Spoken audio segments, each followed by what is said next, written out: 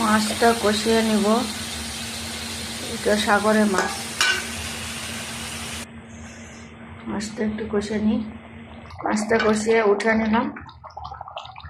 তরকারি দিলাম কচু, একটু বেগুন, ডাঁটা সব মিলাই অল্প অল্প করে, মানে কচু অল্প ছিল তো ওই জন্য বেগুন দিয়েছি।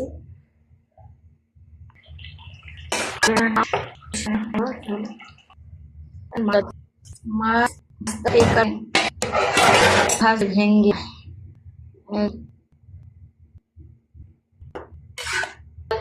ডাঁটা শাক রান্না করবো। কাঁচামরিচ আর লবণ দিলাম। এই যে আমার কচু তরকারি।